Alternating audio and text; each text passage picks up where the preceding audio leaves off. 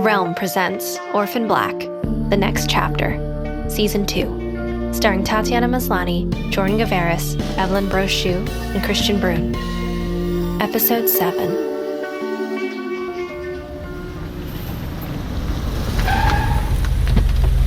Cosima, what are you doing? I have to get to that appointment, you know that. Or did you not sync your calendar again? Cosima? Cosima had appeared out of nowhere, gestured to her wildly from across the street, and then pulled her into the back seat of an unfamiliar car. Her wife ignored her and addressed the driver instead. Go! Where are we going? Maybe you forgot that I had to fast for this gestational diabetes test, so... Sherry, if this is a surprise baby shower or something, I am not in the mood. It's not. Surprised by the flat tone, Delphine looked more closely at the woman sitting next to her as the car slid into traffic. You're not Cosima. Put your seatbelt on, Miss Cormier. We want to keep you and your baby safe.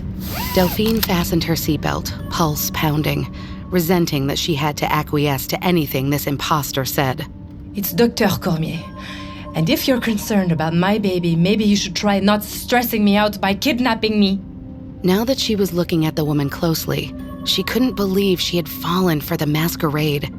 Yes, the clone looked like Cosima, of course, but there were subtle differences that became glaring the longer she looked. The wrong number of piercings in her left ear, dreads not quite the right length, and the clothes, while in the right style, were not ones that Cosima owned. Delphine tried to get a better look at the woman behind the wheel. Another clone, but no, she wasn't, she realized as the driver turned momentarily to her right. Delphine's head spun as her brain tried to fit the woman's features into the familiar cast and kept coming up against discrepancies. The woman's eyes smiled at her in the rearview mirror, and Delphine recoiled, horrified and fascinated by the face that was not quite Alita's, but almost. Had she been born a clone and had surgery to change her appearance? Or, and this was somehow even worse, had she tried to alter herself to look like a clone? Try to relax, Dr. Cormier. Don't tell me to relax. Where are you taking me? To a wonderful place, Doctor. You've been welcomed into the community of Haven. You work for Blythe Winston? We're privileged to number among her followers, yes. What is this about? What does she want with me? Blythe knows you and Dr. Niehaus succeeded in conceiving and that no third-party donors were involved. She knows you perfected a procedure by which cells were harvested from both of you to create your child.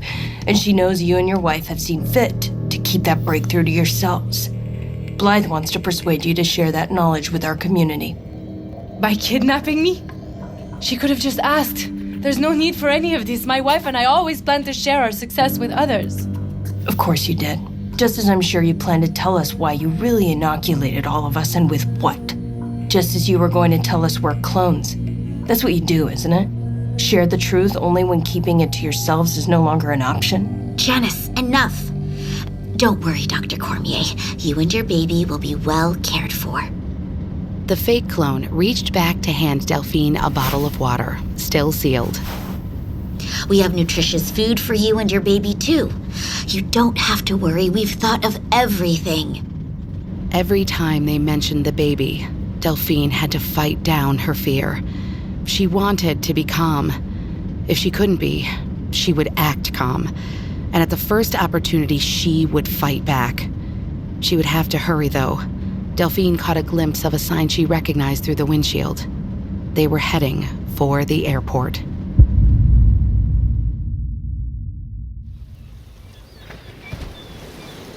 The island was not as well guarded as Helena had expected.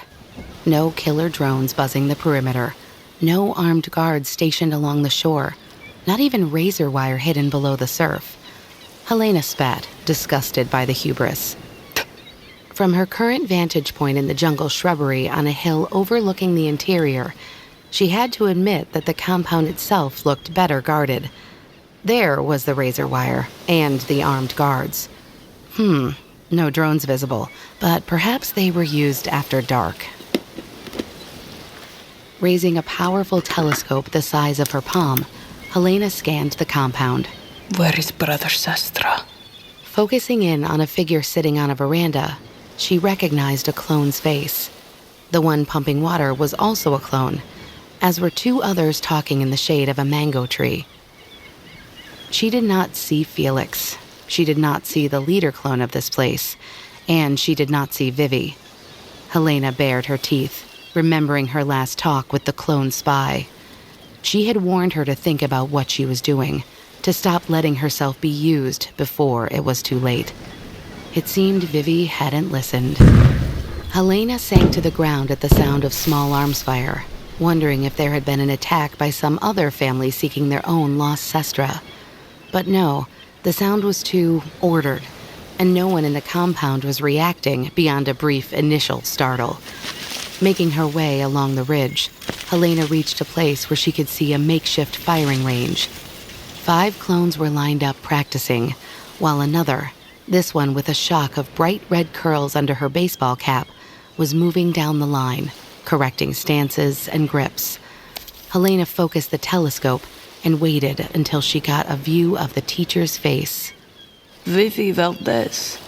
Yes, that was Vivi's broken nose. Not in danger. Certainly not a prisoner. So what was she doing? Teaching sestras to shoot? Vivi moved to a spot off to the side of the range and turned to speak to another clone Helena recognized, Blythe. She moved with the confidence of someone used to giving orders.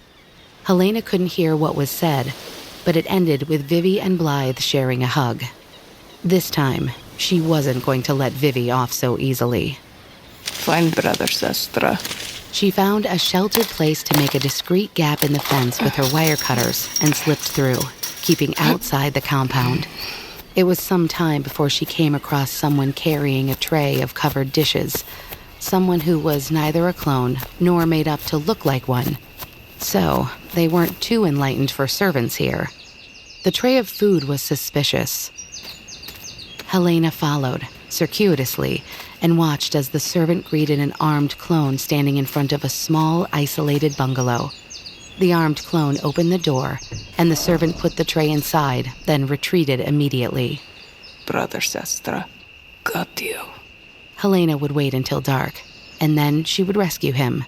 And then she would see if laying waste to the compound was necessary after all.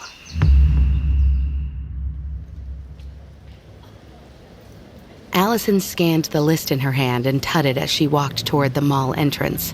She had to keep 2 lists these days. One for errands she didn't mind the cameras following along on, and one for more private tasks. Find the lipstick that face-sucking imposter wore when she sneaked on the set and kissed Donnie was definitely on the latter list. But somehow that was the one she had as the cameras followed her. Allison adjusted her pout to its more attractive version. She must have grabbed the wrong list. She would have to improvise. Instead of showcasing her organized side, she'd show off her spontaneity. She turned to the set of camera and mic operators. Well, gentlemen, ladies, and non-binary folk, let's go. Ice skating. Allison turned away from her documenting entourage, grimacing. Where had that come from? She hated rental skates. As she tried to figure out how she might get out of it, from the muted argument going on behind her, the camera crew wasn't thrilled about the idea either. Her phone pinged. Saved? She fished for it, grateful it was the chime of her regular phone and not her clone phone alerting her to yet another disaster in progress. Her phone pinged again while she was searching for it, then again. By the time she had unlocked it, the alerts were almost continuous. Allison flashed a coy smile at the camera crew. Sorry, I just need to check. She trailed off as she scrolled down, past all the new follows, to the first of the notifications. Allison Hendricks fan club followed you? Really? Allison scrolled a little further, just to make sure it wasn't a cruel trolling trick. But no, these didn't look like bot accounts. And there was a fan post, and another, and a... Was that an Allison Thirst post? It was. Tears stinging at her eyes, smile wider than ever, Allison swung back to the camera crew. Sorry, friends, no ice skating today. Thank fuck. I've got to get home and deal with this. Allison finished off with a wink and started back toward the minivan. Being with the clones of Haven, being anywhere within the compound, was giving Vivi a headache. It was a kind of double vision or cognitive dissonance. She could still see the group the way it saw itself, the way she had wanted to see it, as a safe and welcoming community for clones who felt lost and hurt. But she also couldn't deny what she now knew to be the truth. Blythe's Haven was a cult of personality centered around a dangerous narcissist. Assuming she got out of here alive, Vivi wondered if Bruun would ever let her hear the end of it. It was actually a little easier during the ceremony Blythe insisted she attend. More cringy, to be sure, but that made it easier for Vivi to distance herself. The clones seated in the middle were talking excitedly among themselves, and Shannon was glowing in a way that made Vivi almost feel sympathetic again. But then Blythe entered, her expression rapt, and everyone started chanting. And that snapped Vivi right out of it again. Thank you all. Our ceremonies are always joyous occasions because we are together, but ascensions like today's are particularly moving. They represent the hard work of our sisters, their commitment to our shared happiness and safety, and what is possible for all of us to achieve. Vivi shifted uncomfortably. Something about the situation felt familiar, and she couldn't put her finger on what. It wasn't like the show Blythe had put on at the Sunday social. That had the feeling of a church sermon. This was something else.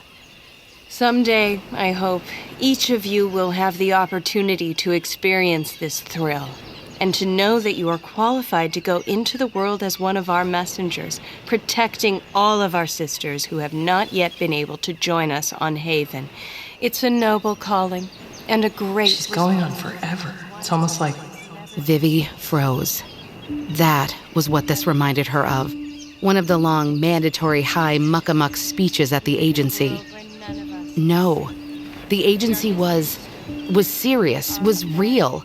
They recruited some of the best people in the world, and they told you it was a noble calling, and that it would be an amazing experience to be in the field, and it was, but then what happened? They dropped you cold. Vivi glared, realizing Blythe was cut from the same cloth.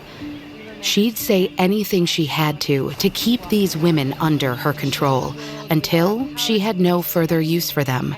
Just like the agency. No, it was different. It had to be. Shannon was stepping up to the dais now.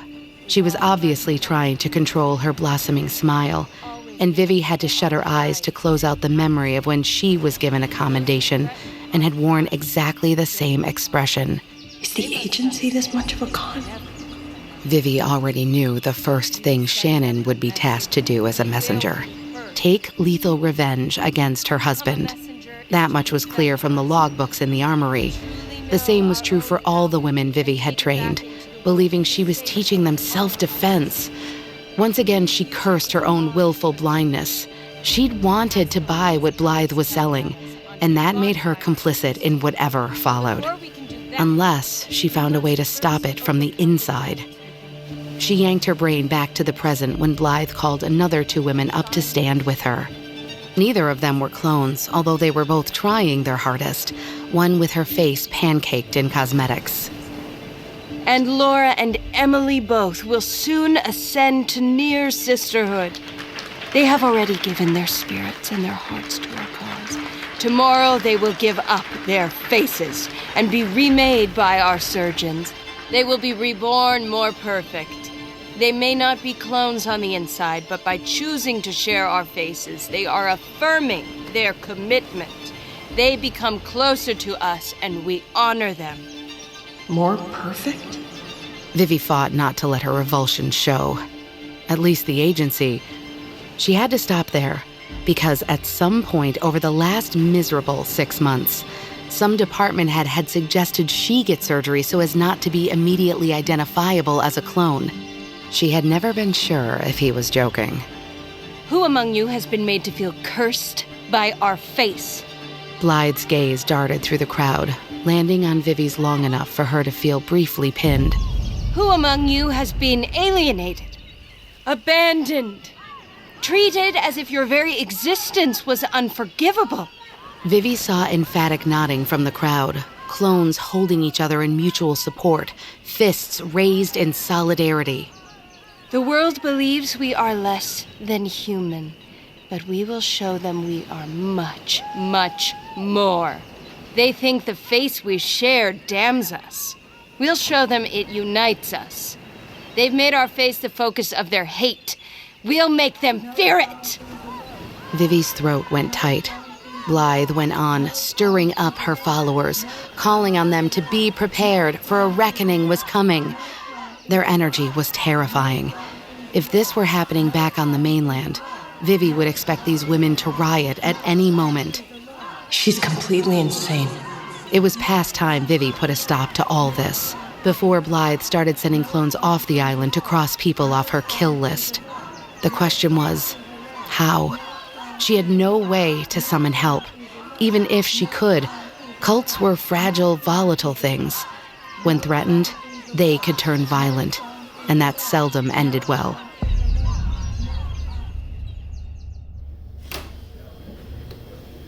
Cosima hated this fucking police station. The chairs were uncomfortable, the architecture was hostile, and the whole thing was just totally fucking fascist. She hated that she had to go to the police at all, but Art and Jessica were still on vacation, and she hadn't been able to find any clue for where Delphine had gone.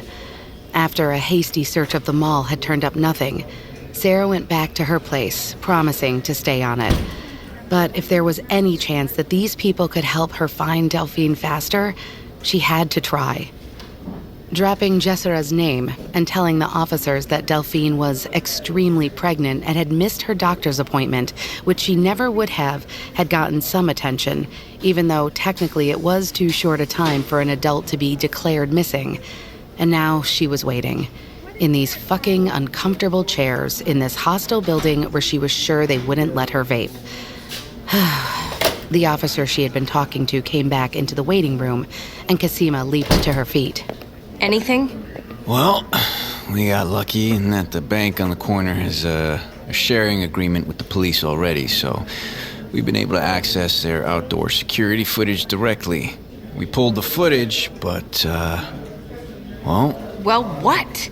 Well, there's a decent view, and she went willingly into a car with someone. Oh, fuck. What happened? What did they tell her to make her go with them? And I'm afraid that person appears to be... you. But it wasn't me. Obviously, it wasn't me. As you can see, I'm... Be that as it may, ma'am, we simply have no proof that it wasn't you, or even that you are who you say you are, and not someone else. Cosima, jaw dropped, scrabbled for her ID, which the cop ignored impassively. Ma'am, as I'm sure you can understand, it's simply not possible for us to continue with the search, given the situation. Cosima fumed. The bastard was enjoying telling her that he couldn't help her because she was a clone. She inhaled deeply. She wasn't sure what she was going to say, but it was going to be loud. Fortunately or not, her phone sang out Sarah's ringtone. Turning away from the cop, she grabbed at it. Anything? Not sure yet, but I've got an idea.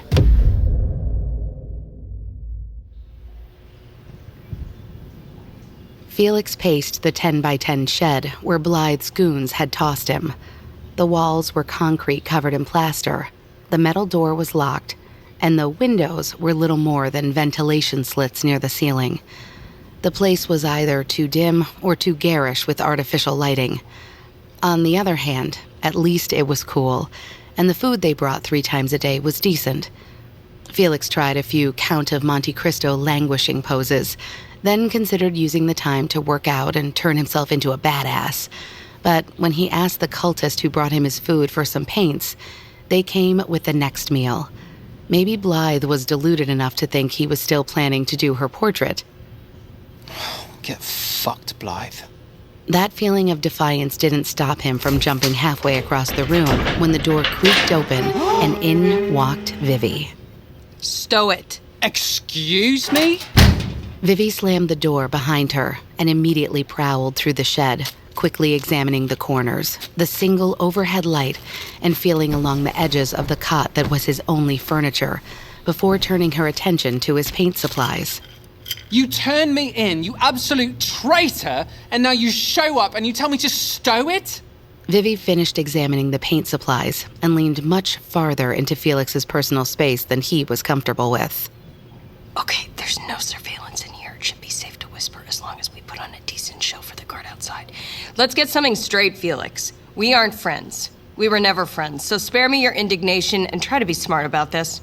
What's that supposed to mean? You fucking sold me out. I had to.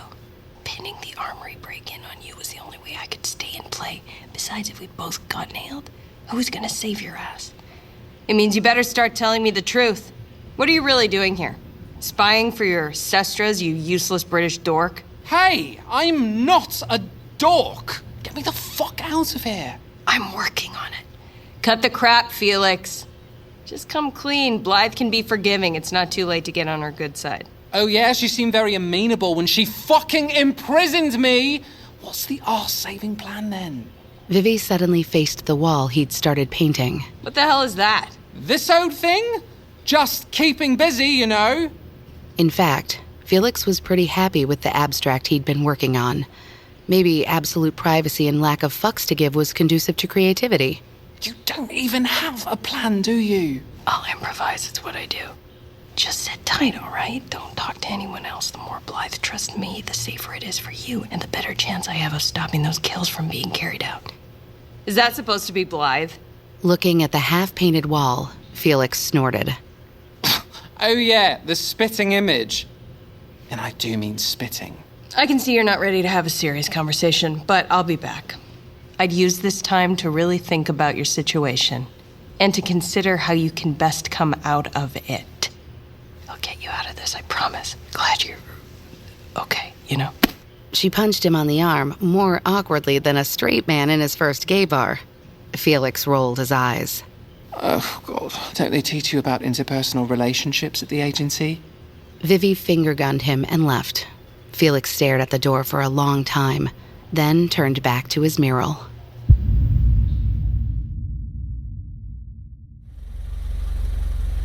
Get out of the car, Dr. Cormier.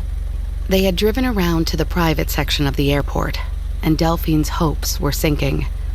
There was no security control in that area, no one to alert. The small passenger jet that idled on the tarmac was emblazoned with the name Tethys. And once they got her on the plane... Please don't do this. I shouldn't fly in this condition. You can't put my baby at risk. That was a lie. She was only 25 weeks pregnant, and her obstetrician had told her she was fine to fly until week 36. It won't be a long flight, and we have a doctor on board. Get out now. We want to treat you well, but there are lots of ways we can make you uncomfortable without harming your baby. Delphine started getting out of the car, her hands shaking. If you stress me out, my baby will feel it. Then you better not get stressed. Delphine steadied herself, took 2 steps, and doubled over in her best imitation of excruciating pain. Something's wrong. Nice try, Dr. Cormier. Get up. Oh, merde. I'm not joking. It was a perfectly obvious ploy, and Delphine knew it. But she was gambling that her kidnappers were too interested in getting her safely to Blythe to take any chances. She wasn't disappointed. Damn it. What if she isn't faking? Get the doctor. The other woman ran to the plane. Janice still had an iron grip on Delphine's arm and was trying to pull her to her feet.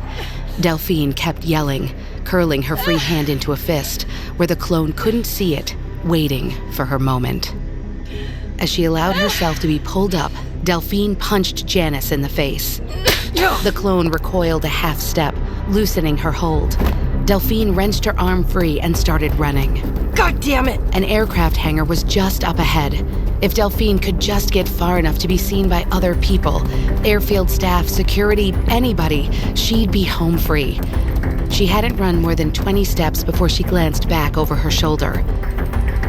Janice had already regained her wits and started after her.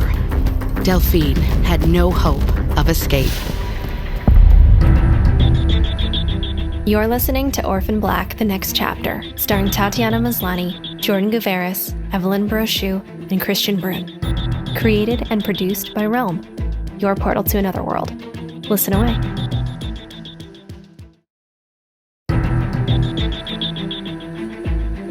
Orphan Black: The Next Chapter, Season 2, is executive produced by Tatiana Maslany and stars Tatiana Maslany, Jordan Gavaris, Evelyne Brochu, and Kristian Bruun. Based on the television series Orphan Black, produced by Boat Rocker Studios.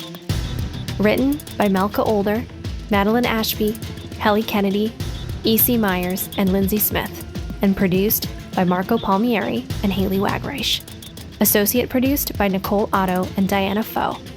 And executive produced by Molly Barton, AMC Networks, and David Fortier, Ivan Schneeberg, and Jessica Shadlock of Boat Rocker. Performed by Tatiana Maslany, Jordan Gavaris, Evelyne Brochu, Kristian Bruun, Alyssa Zia, Vikas Adam, Taya Garlett, Hudson Mako, Stephanie Shea, Daniel Bonjour, Stephanie Frame, Tiana Camacho, and Nathaniel Kweku. Directed and produced by Kaylin West. Sound design by Rory O'Shea. Additional editing by Corey Barton. Musical theme performed by Two Fingers and composed by Amin Tobin. Music composed by Trevor Yule.